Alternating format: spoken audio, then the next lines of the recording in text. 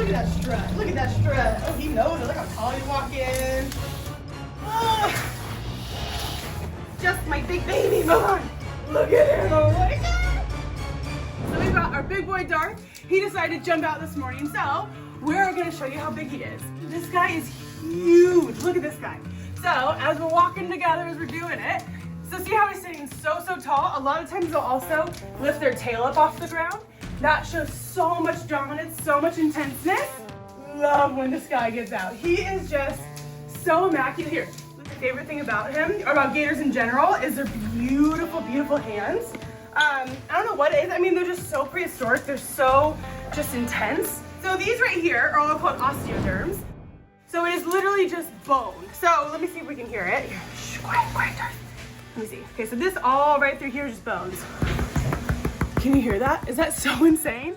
This guy is an apex predator, which means that they are the top of the food chain. But as they get to the top, there's also more apex predators. With them being apex predators, they still have to fight for dominance. They still have to show, I'm the big bad dog, I'm the one that you should be afraid of because I'm an apex predator. So these guys have armor all over their bodies in different ways. So they've got these big osteoderms from the front all the way to the back. Again, the ones that have the bones are just right here area where the osteoderms aren't down here. Also, see this big, intense, huge, hard head, so you can't able to get through that area. We've got skins on the side that's a little bit less, and then we've also underneath have all different types of skin types all around him to be able to help him when animals are coming at him. When they're smaller, obviously, as an apex predator is growing, it's not an apex predator as a baby, as a medium size as a big size. This isn't even a big one. He's about 9 feet long. And we don't know how much he weighs because we haven't gotten him weighed. But he is probably easily 275. He is still a small one. So the males will get about, a big one is like 15 and so feet above. And then they'll get about 800-900 pounds. They get bigger than that, honestly. Even then, probably honestly, only a little bit above 9 feet. And he's a tiny boy. He's a tiny boy. Even though Darth here is a big boy here. In the real world, he's not. So he is an apex predator at this size, but he's got to have the tenacity behind him, which, not gonna lie, our baby, he's got it. He is a small one here. He's got the tenacity of an alpha, so he could still fight ones that are larger than him. That doesn't mean he's gonna win or anything, but he'll work really hard to try to really assert his dominance. And then with gators, so what they'll kind of figure out is if they're not gonna win the battle and they're not gonna win the space or win the female, whatever it is, one will go and one will just back down. They'll fight, and some, if they're both their tenacities are so intense, they'll fight to the death. We went to the Everglades. It was so cool. I've never seen it, but there were 2 gators about this size. Actually, one was a little bit larger, and he looked a lot older as well. Just visually, he just looked like he'd been around a little bit more. He looked like deep gashes all over his back, all over his head, and then there was a young buck that was swimming around him that was still, even though he had come and got him all over, you could tell he was losing, he still had the dominant spot. So like young buck, the guy that hasn't fully gotten the space, he would come up, and then the big one would come over that had the dominant space, and then he would back down. And then this one would go back over in its hiding area, and then it was just like dance that they did back and forth. Darth is very much the dominant one in the relationship between him and Gomer. Let's go for a walk. Let's get your energy out. So what we'll do is we'll usually walk him around a little bit, get him a little bit tired, get all that lactic acid going in his brain so he just kind of chill.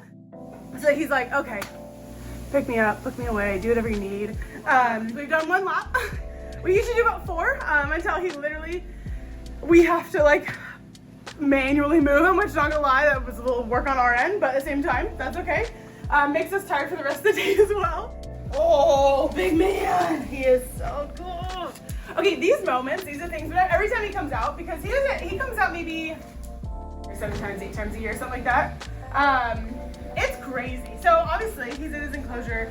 I interact with him all the time, but there's a different feeling when I get to like be with him and be like, oh my gosh, this is a big animal. Like, what the heck is happening? This thing is huge. I love it so much. It is so cool that I get to work with this crazy animal. Look at his hands. His big old cute jugulars. Look at that. He's a big chunky boy. So when he was born, from just a cute little leg, he's probably about that big or so. And then now, look at him now. Look at him now, little big old boy. But again, this is still a small one. This isn't that big of a one.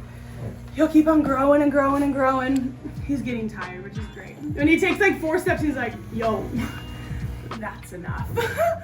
We've had him since he was a small guy, probably about that big or so. I got to hold him. I have pictures of me sitting literally right here, holding him as he is just like whipping and moving. Raising a gator that isn't always the kindest thing in the world. That's why he is kind now, is because I just received his energy and I was like, great, we're gonna get this out of you. So much of it is just like literally holding him and socializing him, interacting with him a lot, having the back and forth, that he's earning our trust, I'm earning his trust at the same time. We have such a great relationship with him, but know that it has taken a lot of time. I have been bucked in the head and my whole back been whipped, but isn't it worth it? Look at this big boy. To be able to literally be like, my waist is the size of his tail. That is insane. Like, that is so insane to me. It would be cool if we had one of those, obviously, the big, huge scales to be able to figure out how big he was. So again, he's about 9 feet to put in perspective. His tail I am working to pick up off the ground, and I'm not like super weak to where he's a big guy. He is a big dude. Oh my God, look at him now. How fun. Oh wow. Okay, this equally is like so great and literally made my day, and equally is gonna ruin my whole day.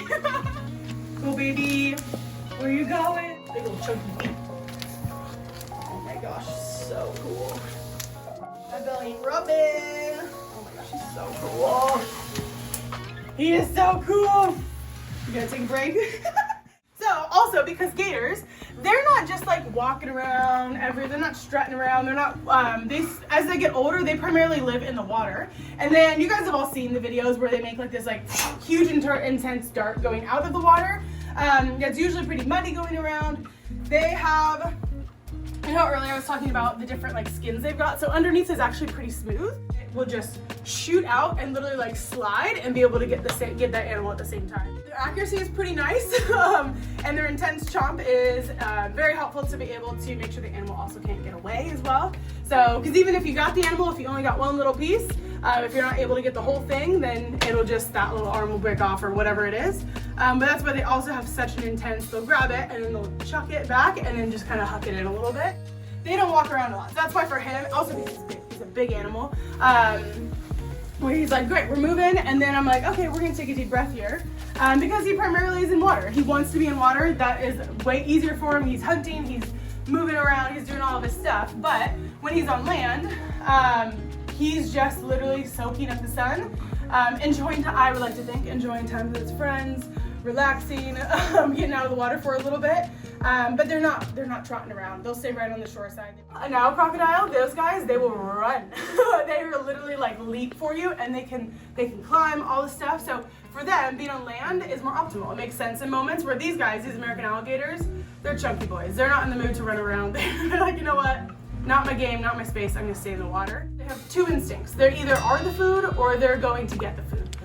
So in that, those are their 2 responses, is either like a true like fight or flight. So they're either very quickly trying to get the food that they're doing, or they're very quickly trying to get away, so they are not the food.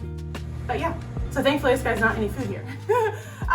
Okay, I think we are ready to put this guy away. He's ready to go away. His stomach is full. He got a squid, he got half a pig's foot, he got a lot of chicken, and he got a lot of walks, which is good. What a well-rounded morning, you know? That's how the morning should go. Get your protein in, get your exercise in, call it a day, sleep for the rest of the day. So we'll get some pictures and stuff, get to enjoy him a little bit more, and then we'll show you how we put him back. Okay, now comes the time. Let's do it. Ready? Ready. Side to side? Yeah. Neither one of us like this. Okay, let's then go for one more. Go baby. Go Darth. Okay. 1, 2, 3.